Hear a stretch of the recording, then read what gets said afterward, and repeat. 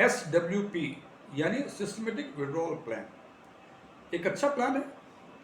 इसके बारे में सोशल मीडिया पर बहुत सारी जानकारियां हैं और वो जानकारियां कोई गलत नहीं है, लेकिन आमतौर पे एक कॉमन इन्वेस्टर्स जब इस SW प्लान को एग्जीक्यूट करता है तो उनसे क्या गलतियां होती हैं ये उनको तब समझ में आती हैं जब समय निकल गया होता है।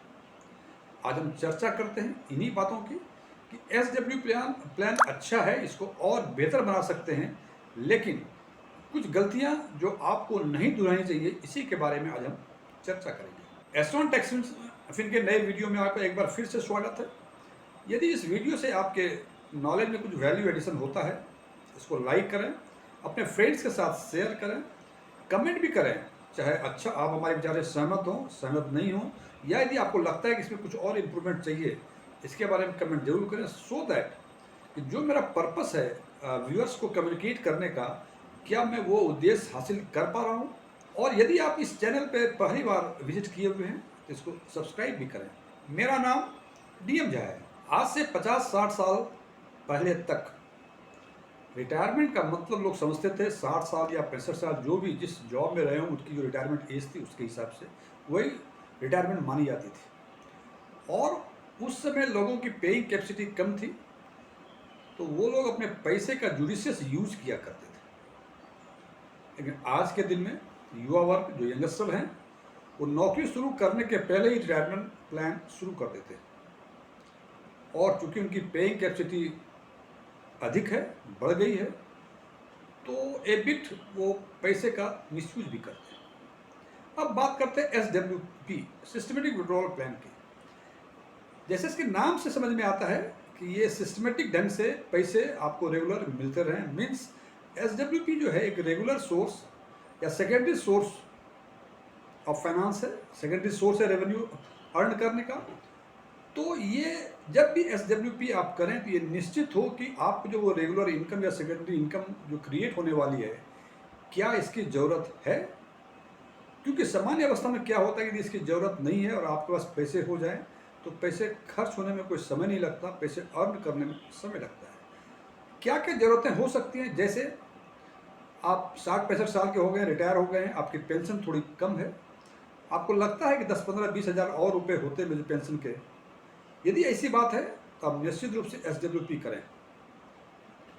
हो सकता है आप नौकरी में हो, एक्टिव सर्विस में हो, आपके बच्चे किसी हायर एजुकेशन में हैं, लगता है कि 10-15 हज़ार उनको हर महीने देने पड़ेंगे, जो सैलरी इनकम से संभव नहीं दिखता है, और आपके पास कुछ कॉर्पस है, कुछ नौकरी जो की है, कुछ पैसे आपने जमा कर लिए हैं, आप निश्चित रूप से SWP करें। यदि आपको वैकेशन पे जाना है या कुछ और भी करना है तो उसके हिसाब से यदि ऐसी ज़रूरतें हैं तो आप निश्चित रूप से SWP का यूज़ करें। और यदि आपको इस पैसे का यूज़ नहीं की ज़रूरत नहीं है और इसके बाद भी यदि SWP करते हैं कि 15 हज़ार 20 हज़ार महीने आ रहे हैं, तो जनाब 15-20 हज़ार नहीं, 15-20 लाख भी हर महीने के आ जाएं तो eight the end of the day वो पैसे सारे ख़त्म ही हो जाएंगे। तो ये एक कॉमन मिस्टेक्स हैं जो आज के युवा वर्ग किया करते हैं। ये तो एक इमोशनल मिस्टेक है। हो सकता है आपको अपने इमोशंस पे काबू होता हो और आप के जो सरप्लस पैसे आ रहे हैं हर महीने या हर क्वार्टर, जो भी आपने ऑप्ट किया हुआ है, आप उसको मिसयूज़ ना करते।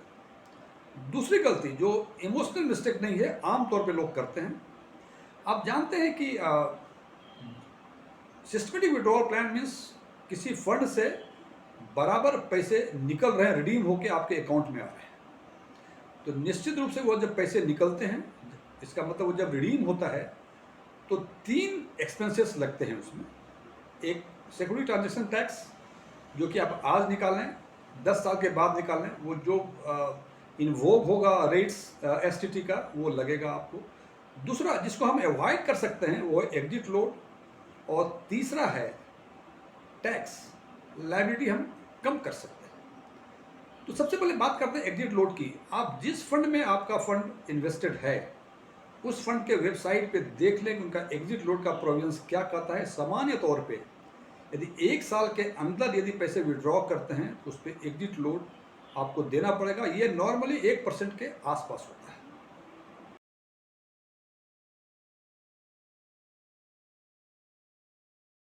उदाहरण के तौर पे यदि आपने 1 अप्रैल के किसी साल के मान लीजिए 1 अप्रैल 2024 को आपने फंड इन्वेस्ट किया हुआ था और अप्रैल महीने के 20 तारीख से आपने SWP आपने मैंडेट दे दिया और मैंडेट दिया कि 20,000 रुपये हर महीने की 20 तारीख को वहाँ से रिडीम होंगे और आपके अकाउंट में आएंगे।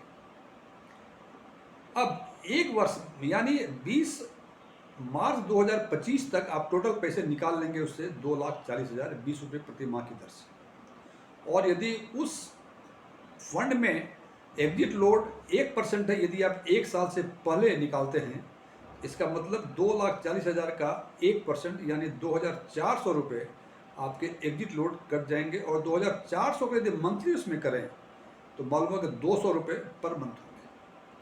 इसका मतलब आप तो सोच रहे थे कि 20,000 रुपये हर मंथ मिलेंगे, लेकिन इफेक्टिवली आपको 19,800 रुपये ही मिलेंगे। 200 रुपये आपके एग्जिट लोड में कट जाएंगे। हालांकि आपको मिलेंगे 6,000 रुपये ही, लेकिन ओवरऑल फंड जो कॉर्पस है उसमें 2,400 रुपये कम हो जाएंगे। इस बात का ध्यान रखा जाना जरूरी है। तो कोशिश करें कि जब भी फंड में इन्वेस्ट हो उसके 1 वर्षों के बाद ही इसको SWP का मैंडेट डालें। नंबर 2, टैक्सेशन की बात। आप जानते हैं कि 1 साल के अंदर यदि आप रिडीम करेंगे, जो जैसे एग्जाम्पल बताया कि हर महीने 20,000 रिडीम कर रहे हैं आप, तो उस पर जो कैपिटल गेन होगा वो शॉर्ट टर्म कैपिटल गेन होगा। और आज की व्यवस्था के हिसाब से ये 20% का शॉर्ट टर्म कैपिटल गेन है। तो जितना कैपिटल गेन होगा उस पर 20% चार्ज ये भी लगेंगे।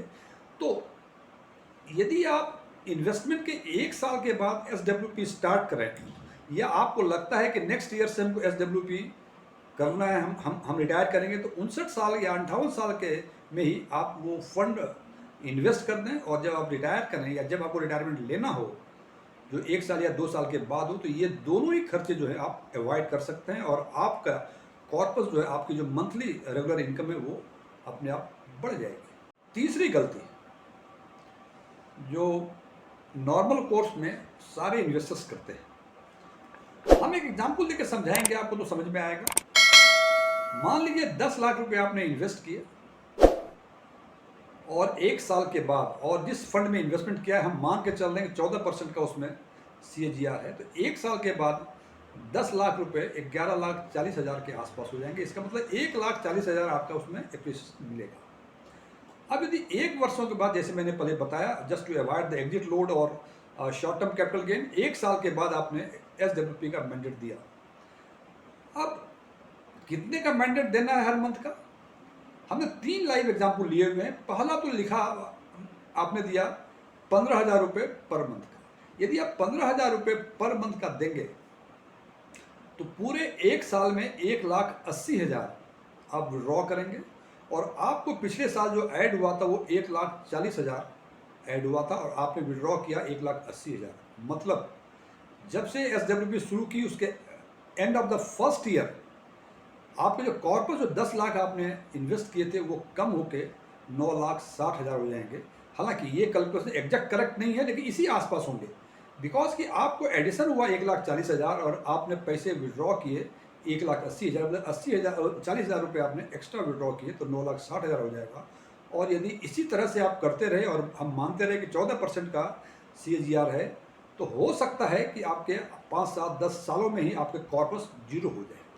दूसरा एग्जाम्पल, ये इन्वेस्टर आपसे थोड़ा सा अधिक स्मार्ट है। उन्होंने कहा कि चूंकि 1,40,000 रुपये हर महीने हर साल ऐड होंगे, तो क्यों नहीं मैं 11,000 रुपये हर महीने निकालूं, जिससे कि टोटल साल में जो पैसे विड्रॉ होंगे वो 1,32,000 के आसपास होंगे। इसका मतलब फर्स्ट ईयर में 1,40,000 का एडिशन हुआ और विड्रॉ किया आपने 1,32,000, मतलब एवरी ईयर ऑलमोस्ट 8,000 रुपये ऐड हो रहे हैं। इस व्यवस्था में क्या होगी कि एट द एंड, मतलब आप पैसे निकालते रहेंगे, आपका काम चलता रहेगा, लेकिन कॉर्पस जो 10 लाख था, कॉर्पस उसी आसपास 10 लाख के आसपास रहेगा। तीसरा इन्वेस्टर है जिसको थोड़ा पैसे की कम जरूरत है। उसने कहा कि भाई हम 6,000 रुपये हर महीने निकालेंगे। सॉरी, इस केस में क्या हुआ कि उन्होंने पूरे 1 साल में 72,000 रुपये विड्रॉ किए और उनके एडिशन हुए थे उसमें 1,40,000। तो नेट एडिशन जो होंगे eight the end of the first year of the SWP वो हो जाएंगे 10,68,000 और इस हिसाब से यदि चलते रहे तो नेक्स्ट ईयर 10,68,000 पे 14% का मिलेगा। तो हो सकता है कि आप अगले साल से 6,000 के बदले 7,000 रुपये निकाल सकें। उसके बाद जो थोड़ा सा और एडिशन होगा, उसके बाद हो सकता है कि आप 9,000, 10,000 या 12,000 एज द टाइम पासेस आप इसको इंक्रीज कर सकते हैं। इसका मतलब ध्यान ये रखा जाना चाहिए कि SWP का अमाउंट है उसको डिसाइड करने में एक चीज़ कंसिडर करना चाहिए कि जितना आपका हर साल ऐड हो रहा है, एनुअल विड्रॉल उससे कम होना चाहिए। यदि ऐसा नहीं करेंगे और वो कम कितना कम होगा, उतना ही corpus at the end of 20-30 years अधिक बनेंगे। तो ये आपको डिसाइड करना है कि यदि 10 लाख का इन्वेस्टमेंट है, ये मैंने एग्जांपल दिया, हो सकता है 10 लाख भी हो, 20 लाख भी हो, 50 लाख भी हो, सबके सामर्थ्य के हिसाब से मैंने एग्जांपल के तौर पर दिया। तो यदि 10 लाख हो, आपको 15,000 निकालने हैं, 11,000 निकालने हैं फर्स्ट ईयर में, या 6,000 निकालने हैं फर्स्ट ईयर में, और उसके बाद उसको धीरे धीरे उसको हर साल बढ़ाते रहें, सो दैट कि आपका एनुअल जो रेगुलर इनकम है वो भी बढ़ता रहे और कॉर्पस जो बचेगा रिमेनिंग उसमें कुछ एडिशन होता रहे। सारी बातें हमने की कि हमने SWP में फंड को SW के लिए फंड में हमने इन्वेस्ट कर दिया, उसके बाद क्या करना चाहिए। लेकिन जनाब, SWP के लिए किस फंड में इन्वेस्ट करेंगे ये भी एक इम्पॉर्टेंट पैरामीटर है। यदि SWP आप फॉलो करना चाहते हैं तो इट इज ओनली बिकॉज, मान लें आपकी उम्र 60 साल या 62 साल या 65 साल है, उम्र में आप चाहते हैं SWP प्लान को फॉलो करना। जनाब, निश्चित रूप से इस एज में आपको सेफ फंड को, कुछ जो सेफ फंड है उस फंड को आप शॉर्टलिस्ट करना चाहेंगे। यदि आपको कोई, जैसे अभी कुछ शिकायतें मिली हैं कुछ AMC से कि 85 साल के सुपर सीनियर सिटीजन को स्मॉल कैप सेगमेंट का फंड को उन्होंने सेल कर दिया, तो ये ध्यान रखें कि आपके रिस्क एपेटाइट क्या है। यदि आपको लगता है कि 65 साल के उम्र में भी यदि कम रिटर्न आएगा तो कोई बात नहीं है, तो you can go for small cap fund. लेकिन यदि लगता है कि ये रेगुलर इनकम चाहिए और इसमें अधिक वोलेटिलिटी नहीं चाहिए, तो या तो आप लार्ज कैप लें, या थोड़ा और कंजर्वेटिव होना चाहते हैं आप एग्रेसिव हाइब्रिड फंड को ले सकते हैं। सो ध्यान रखें, जैसी रिस्क एपेटाइट वैसा फंड।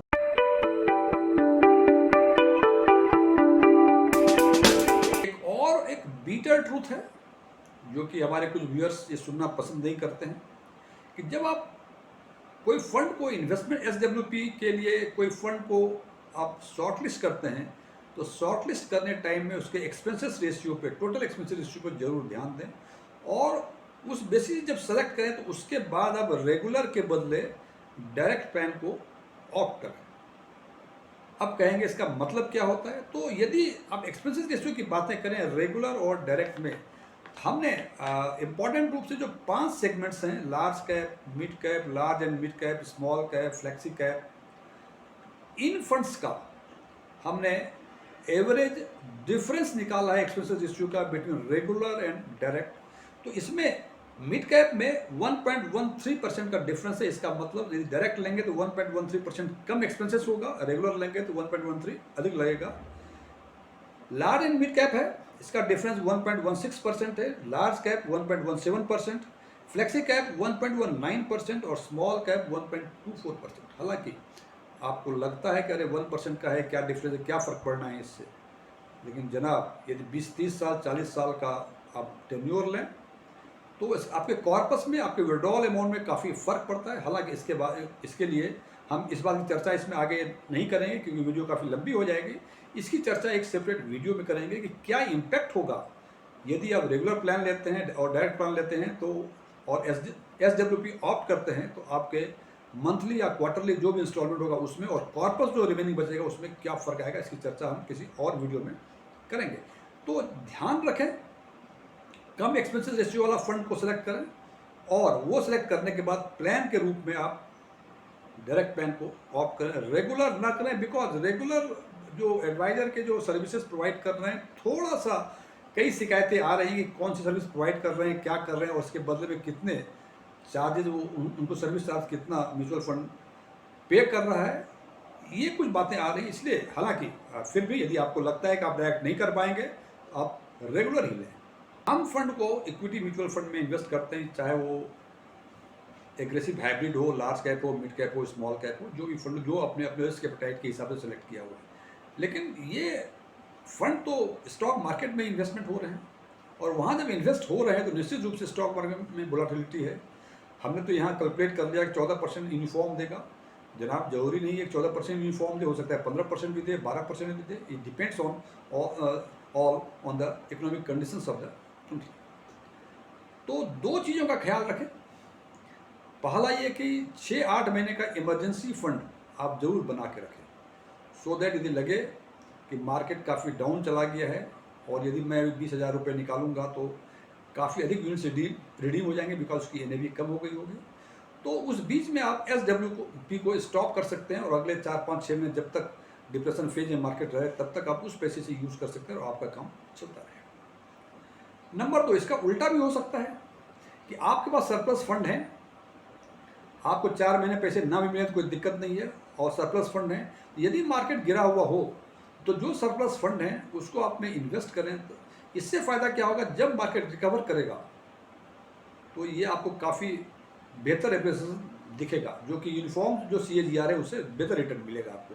तो दो चीज़ें ध्यान रखनी है, इमरजेंसी फंड मेंटेन करना है और यदि संभव हो तो एडिशनल परचेज करें जब मार्केट नीचे गिरा होगा। और ये अंतिम सावधानियां जो थोड़ी सी लगेंगी आपको ये दिक्कत वाली हैं, जैसे SWP में क्या होता है कि हमने एक डेट डिसाइड कर दिया, 15 हर महीने के 15 तारीख, 20 तारीख या क्वार्टर की या हाफ ईयर की, जो भी है।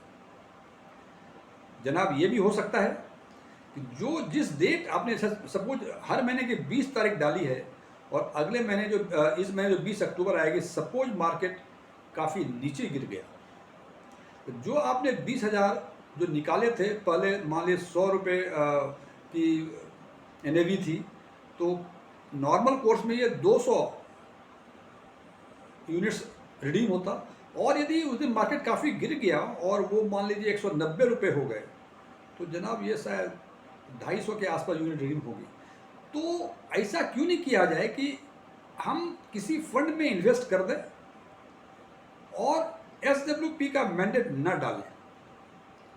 मार्केट यदि नॉर्मल कोर्स में हो तो जिस दिन पैसे चाहिए उस दिन आप रिडीम कर लें, उसके 3 दिन पहले रिडीम कर लें, तीसरे दिन पैसे आपके खाते में रहेंगे। और यदि किसी पार्टिकुलर, और चूंकि आप मैंडेट जब दे देंगे तो आप उससे बन जाएंगे कि उस दिन मार्केट की कंडीशंस कुछ भी हो, आपके यूनिट्स रिडीम होंगे और आपके अकाउंट में पैसे जमा होंगे।